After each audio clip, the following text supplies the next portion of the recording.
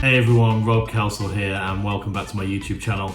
In this session we're going to be reviewing my fifth cabinet, which is the Final Fight cabinet you can see in the background here. So without further ado, let's jump in and take a look.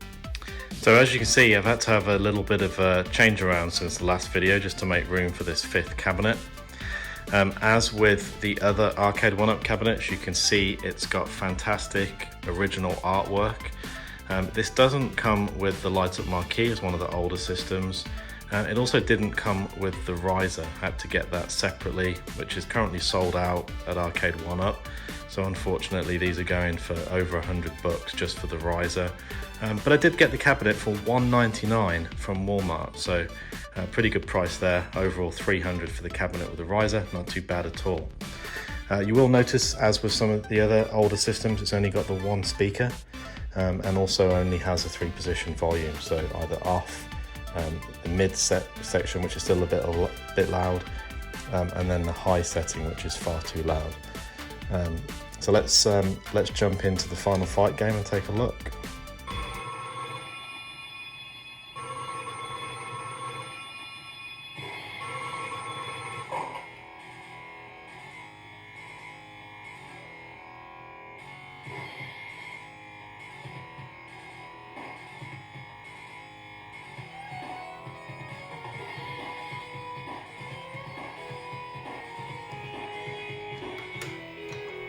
Cool thing you might remember about the arcade version as compared to the Super NES version is that the Japanese SNES version had Guy and the US version had Cody, as opposed to the 3 characters you get here on the arcade version.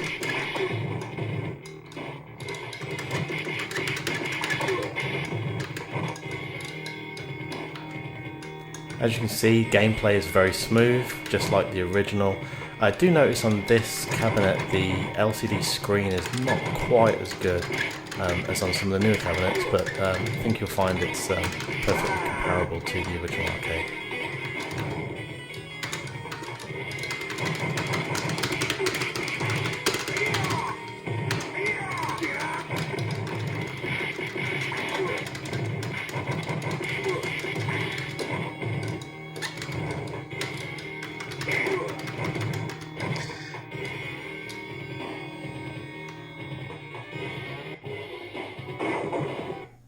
So let's go ahead and reset back to the main menu here. I'm not going to show you the Ghosts and Goblins or the Strider games, but I do want to show you the 1944 Loop Master game.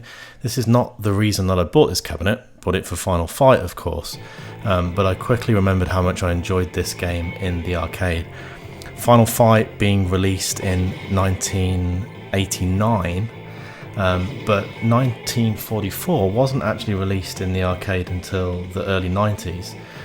When you start to play this game, you certainly notice that it gets an incredible amount of sprites moving on the screen at one time. The hardware for this system could move around 900 sprites at any one moment, and you get almost like Mode 7 Super Nintendo like pixel movement, which is pretty cool.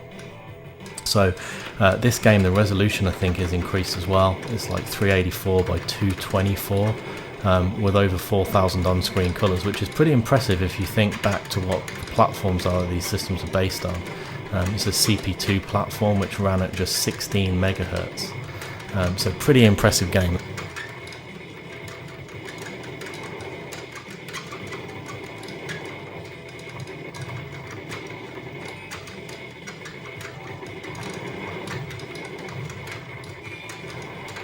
Just play a little bit more of the game here. I want to take you through to the end of the level.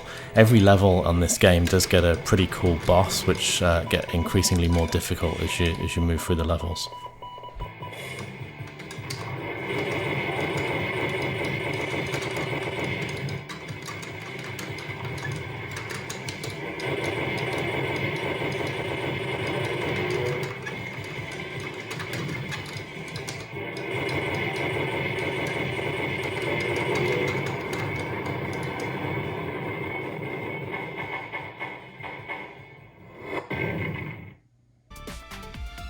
So thanks for watching this far. I realise this has been a bit of a longer review than usual.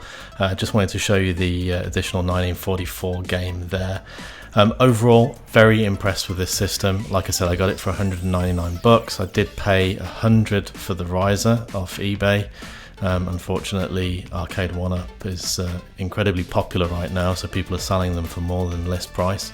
But like I said, getting the cabinet at $199 on Walmart was a superb deal.